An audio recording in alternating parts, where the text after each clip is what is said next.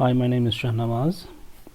I welcome you all in the in this lecture series, which is going to be about our first course on topological spaces, and this is the first lecture of this series. And we are going to start this lecture series with the introduction of topological spaces. So we'll start with the definition of a topology on a set X. So let us define what do we mean by a topology. So let X be any set. So a collection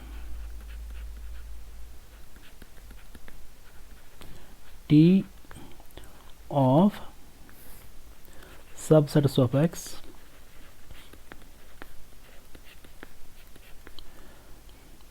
is called a topology on X.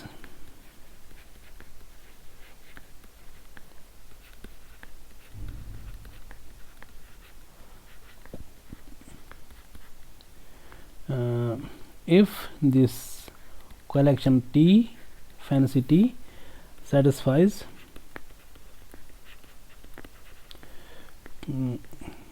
the following properties.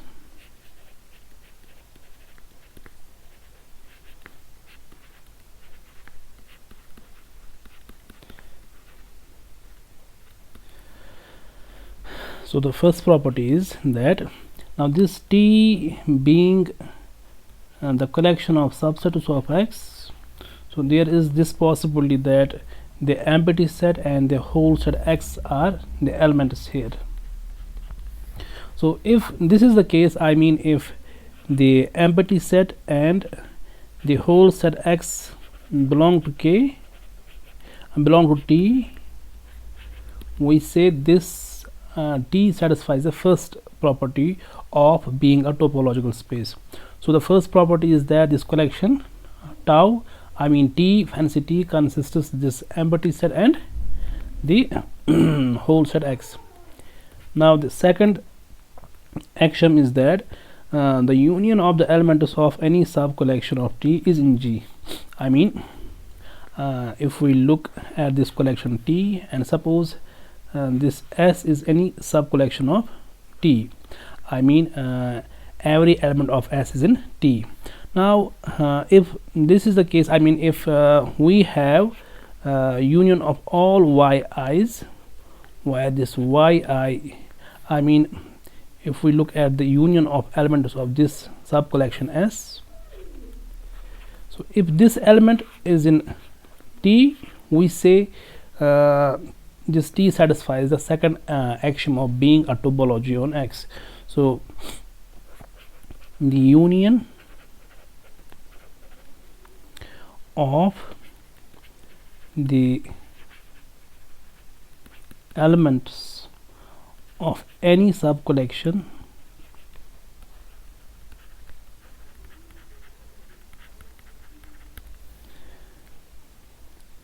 of T is in T. So this is the second axiom. And for the third axiom, we say the intersection of the elements of any finite sub collection of T is in T. The intersection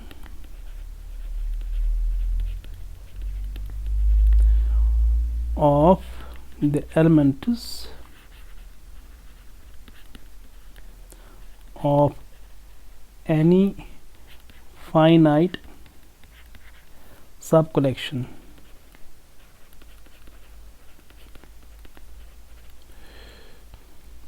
of T is in T. So if we look at the second axiom, the second axiom is for any sub collection. So this sub collection may be finite or infinite, so it can be anything. But for this third axiom, we say the intersection of the elements of any finite, so the term finite comes here, any finite sub collection of T is in T. So that means if T is given collection and S is any finite sub collection such that the intersection of elements of this S. So if this element is in T, so if this belongs to T, then we say it satisfies the third action. So if this T satisfies these three actions, we say T is a topology on X. So this is the definition of topology on X. Now by this definition, one can note here that on a given set X, we may have any number of topologies. I mean, we may have infinite number of topologies on X. So now, properly speaking, a topological space, so this definition is about the topology on X. So a topological space, so let us write this down here. So properly speaking,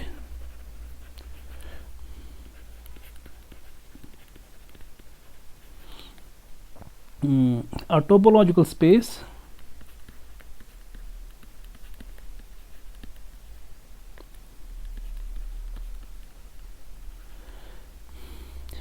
is actually an ordered pair. So this is an ordered pair X T consisting of a set X and a topology T on X, consisting of a set X and a topology T on X. So we often do not mention of T if there is no confusion. So if we are knowing that X is a topological space with respect to T, then we just simply write T and we don't write this. We simply write X and we don't write T if there is no confusion. Now there is this a definition of open sets in a topological space. Let us write this down. So let us consider a topological space, say xt. So let xt be a topological space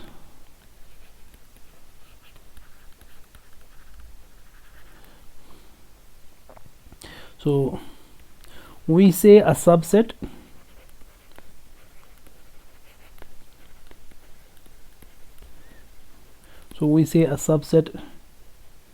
U of X is open. So this is open. Let us write this down. So this is open with respect to this topological T, with respect to T. So we say this open, we say this subset U of X is open with respect to this T if this U is an element of this collection.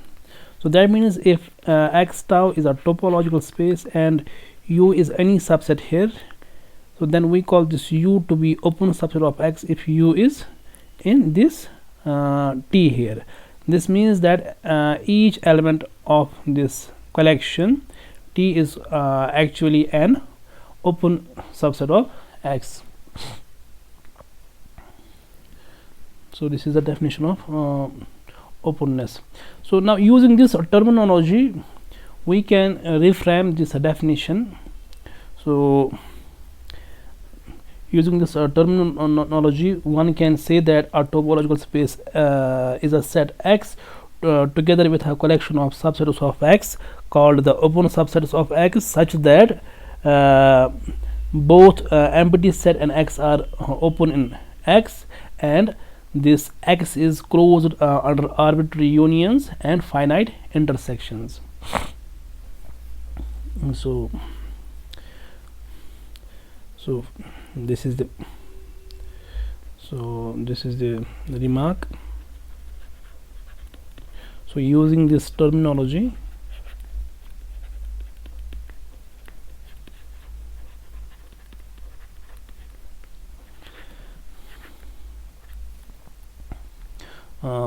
one can say that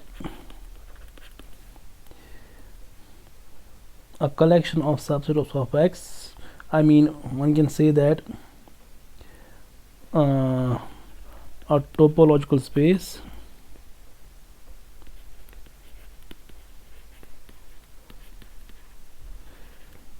X, I mean, is a set X together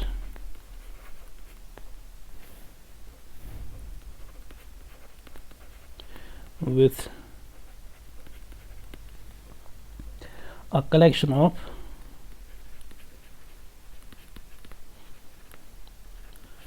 subsets of X called open subsets of X.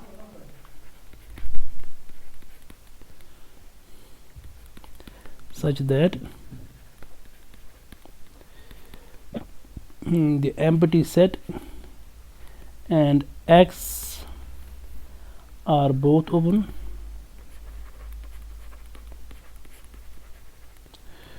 and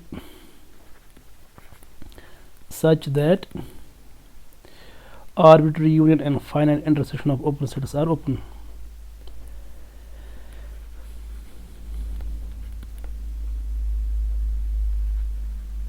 Arbitrary union and finite intersection of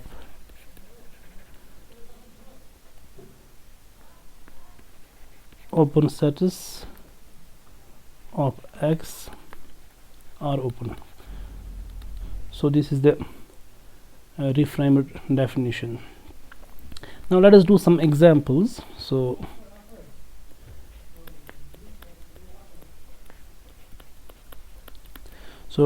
consider the set. So consider the set, say X, consisting of say 5 elements, say A, B, C, D and E. And the following collections of subsets of X, and the following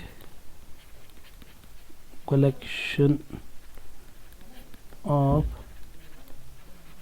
subsets of X. So we have this first collection, say this is T1, which consists of subsets.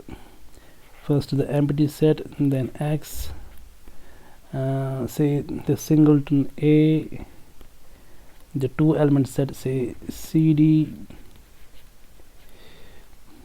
the element, the subset, say A, CD, and suppose the set BCD, B, C, D and E. So this is collection of subsets of X. So let us consider the second collection, T2. So suppose it has these elements,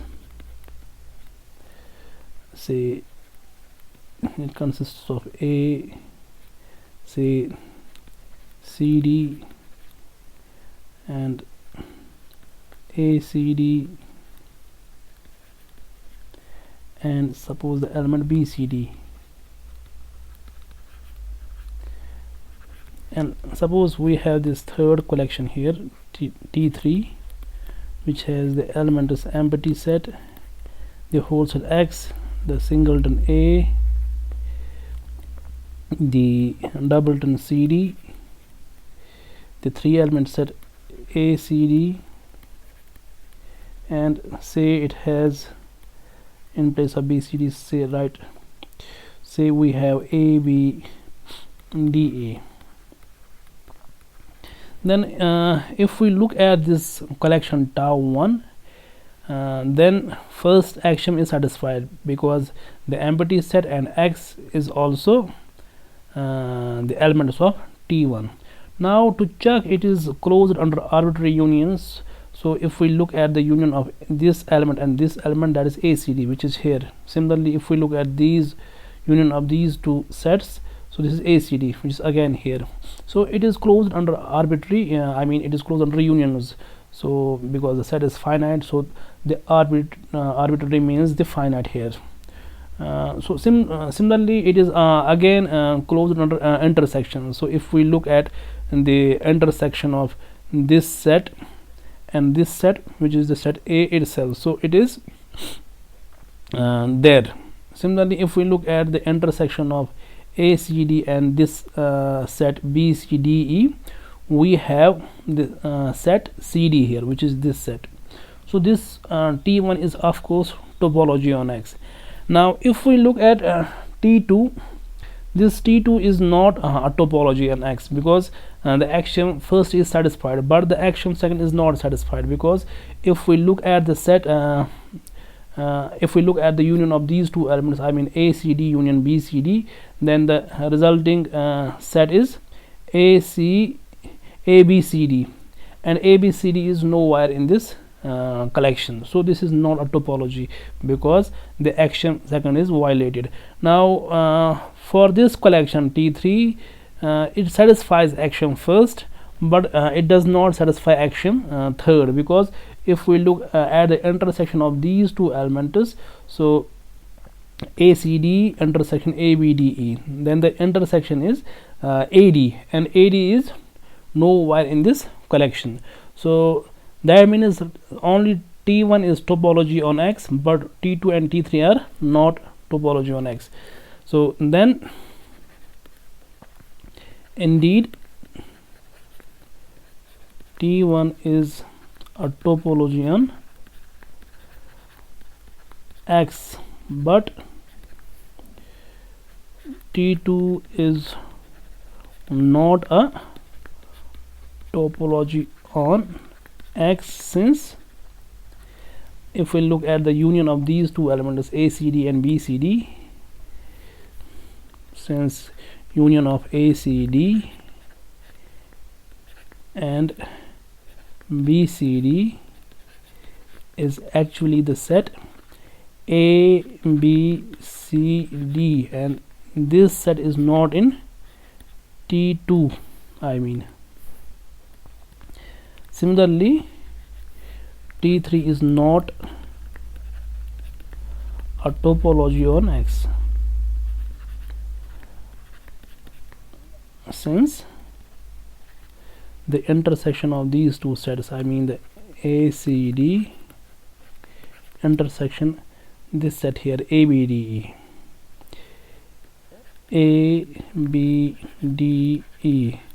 which is the set AD, and this is not an element of T3. So this is the reason. So we have another example. So this is if we are going to consider set X, so let X be any set.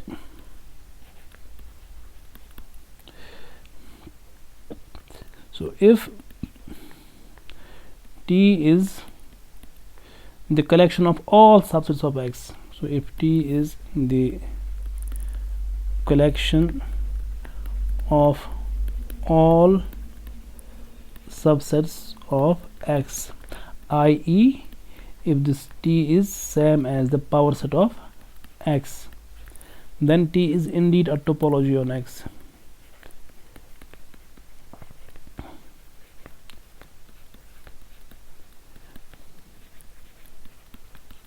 Because now this T consisting of all subsets of X, in particular it must contain the empty set and the whole set X, because the empty set and the set X are both subsets of X, hence they are the elements of this collection T. Similarly, if we take any sub collection in T and we look at the union of elements of that sub collection, then that union is again a subset of X, and hence will be an element of T. Similar Similarly, the intersection of any sub collection is again an element of T. So this topology is called the discrete topology. This topology is called the discrete topology. Now we have another example. So this is in some sense the largest topology on X, and now let us look at the smallest topology on X. So let X be any set, then the topology say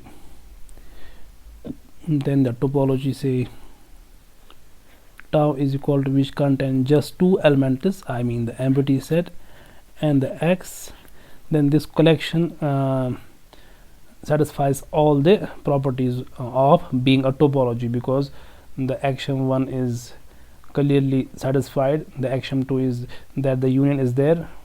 So if we look at the union, that is X, so X is there.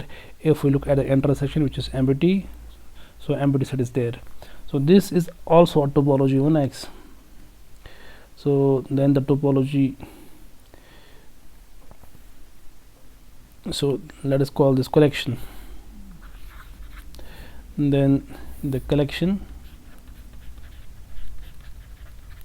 this is a topology on X.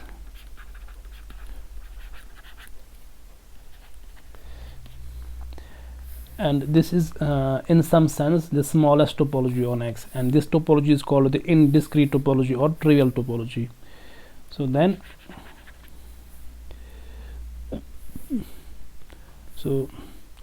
this is called the indiscrete topology or trivial topology.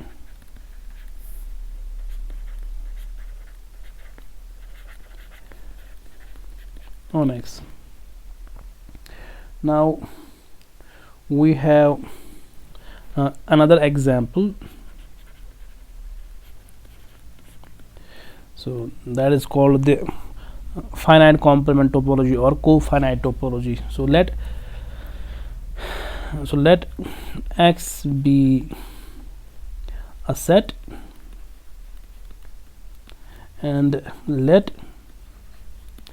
this TF be a collection of subsets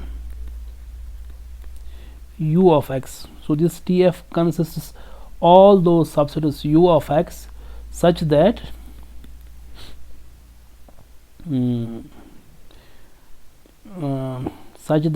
complement of U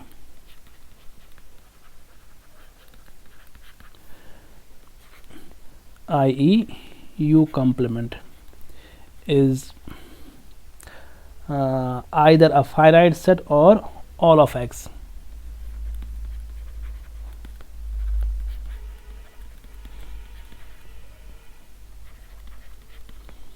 Or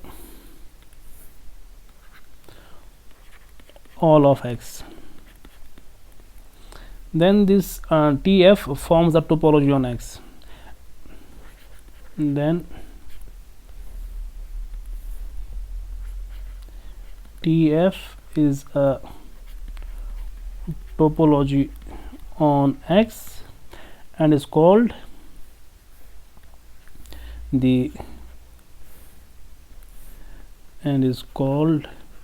the finite complement topology. Finite complement topology,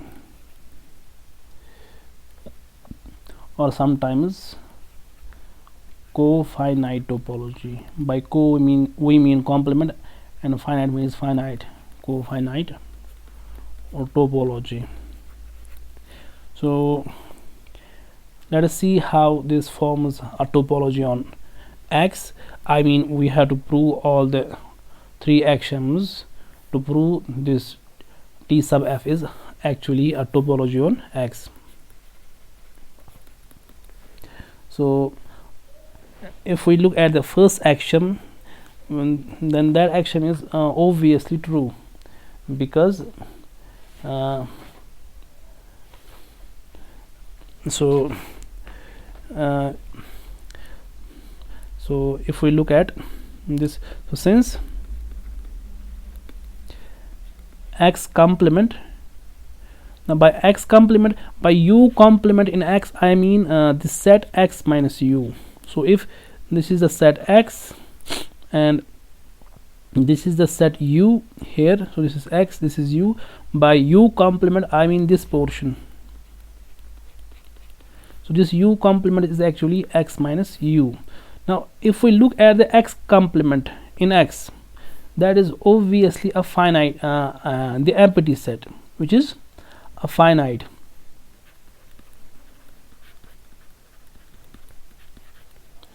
Is a finite. So what is the condition on TF? So TF consists of all those subsets of X whose complement is finite. Since the complement of X is finite, this means X is in TF. So on TF we have this condition: either U complement should be finite or U complement should be equal to X. So then in both cases U is element of X. So also if we look at empty set complement, that is going to be the whole set X. Now if this is the case, if U complement is whole X, then U is in X. Now phi complement is whole X, this implies phi is in X, hence this empty set is in TF. So this means it satisfies the first axiom. Now to support to prove it satisfies the second axiom, i.e.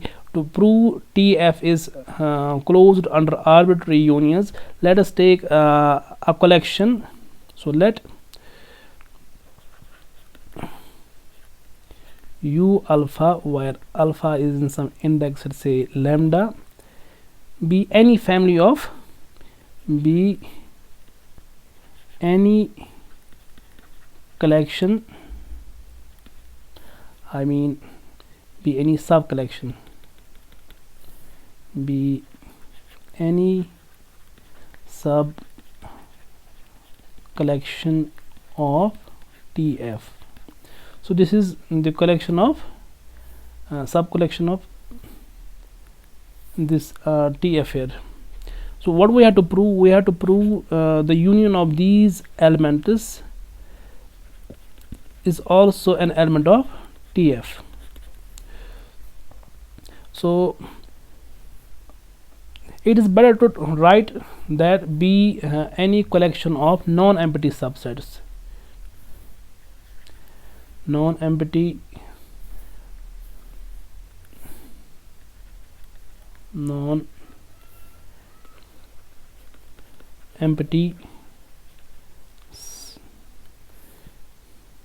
subsets of TF, because when we look at the union, so empty set is not going to contribute anything in the union. That is why we write here the non-empty subsets of TF. So what we have to prove? We have to prove their union is also in TF. Now the union will be in TF if the intersection is going to be a finite set. So if this, I mean if the complement is going to be a finite set, so this is in TF if and only if its complement is a finite set. So if this is a finite set, so we have to prove this is a finite set. Now these elements, these collection being a sub collection of TF, means that each U alpha complement is finite. Then U alpha complement is a finite set, because U alpha is in TF, hence U alpha is going to be a finite set, or the whole X. But since this is a collection of non-empty subsets, so this U alpha is non-empty, so its complement must be a finite set. So then U alpha complement is a finite set for all alpha in lambda. So what we have to prove, we have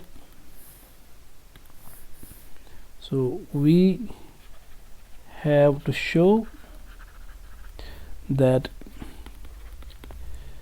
the union of these open sets is in TF. So if we prove the complement of this union is finite, then we are done. So now let us look at the union of these U alphas, where alpha is the lambda, and let us look at this complement. Now we are going to use the De Morgan laws, which states that, so if we have A union B and we are looking for this complement, so it is going to be A complement intersection B complement. So using this law here, so this is actually the intersection of U alpha complements, where alpha is in lambda. Now let us look at these U alpha complements. So U alpha complements are finite. So U alpha complement is a finite set. So this is actually the intersection of finite sets. So note that the RHS of above is intersection of finite sets, and hence LHS is also a finite set.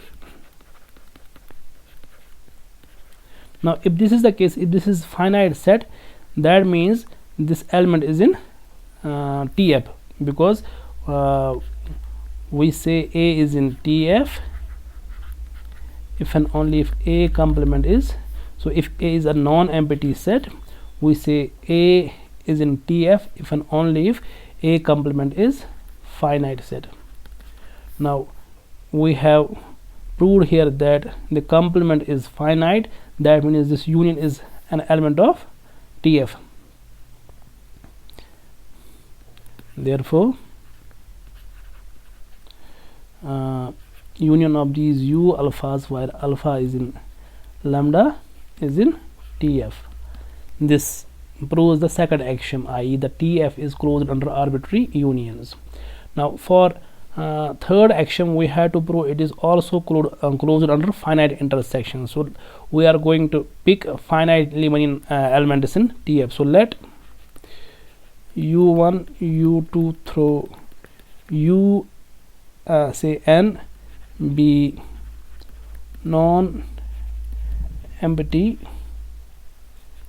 elements of TF.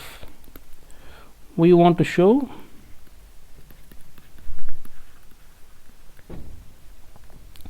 the intersection of the finite intersection of these sets is in TF. Now this is in TF if its complement is finite. So now let us look at the intersection of these sets and let us look at its complement. So we are taking non-empty elements here, because otherwise this intersection would be empty and its complement will be whole X. So that won't make any sense. That is why we are taking non-empty elements. So again, using De Morgan laws, so we have A intersection B complement is A complement union B complement. So this is actually the union of ui complements. Now these ui's being elements of TF means u1 is complement, u2 is complement, u2 complement is finite. So this means this ui complement is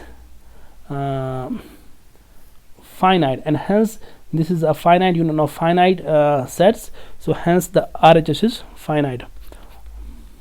So observe that the RHS of above is also a finite set. The reason being, since it is a finite union of finite sets.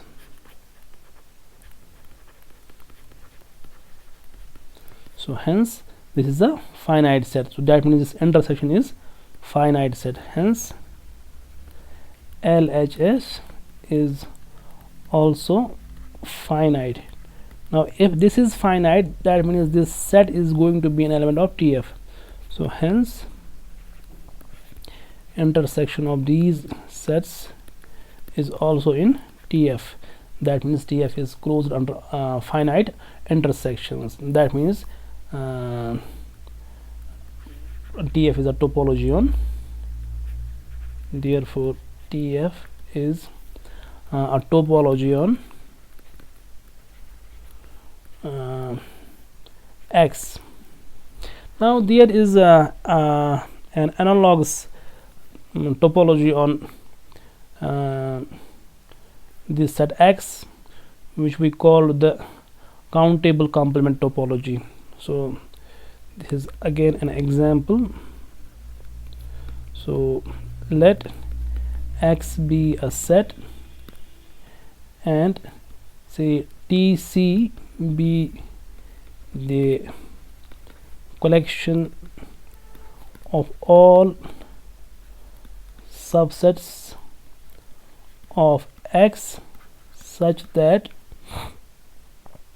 subset is U of X such that U complement is either a countable set or all of X. Then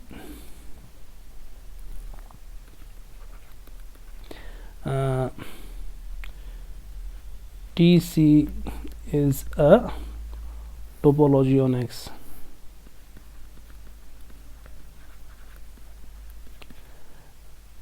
Called the countable complement topology.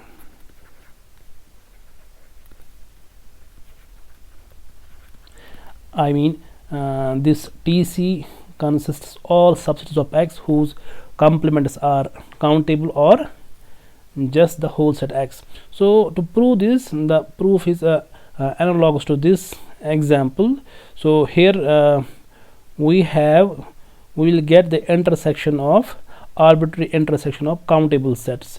Now since we know that the arbitrary intersection of countable sets is countable, so we are done in this case. And here we will get the finite union of countable sets.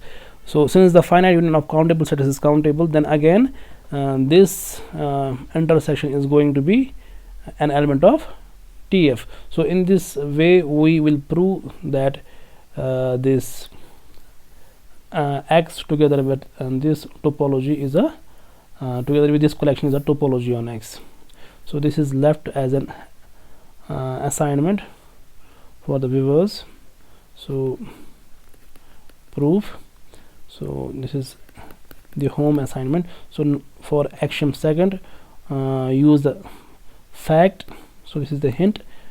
Use the fact that the arbitrary intersection of countable sets is countable. And third, for action third, use the fact that finite union of countable sets is countable. Now by countable set we mean a set, so let us first define what do we mean by countable. So we say X is countable if we have so if we can exhibit a function, say f from x to the set of natural numbers which is bijective. So and this x is, so this x is countable if and only if we have this function f from x to n which is bijective. So then this x is said to be countable. I mean a set is countable if it is equivalent to the set of natural numbers. So for example n itself is countable, z is countable, the set of rational numbers is countable.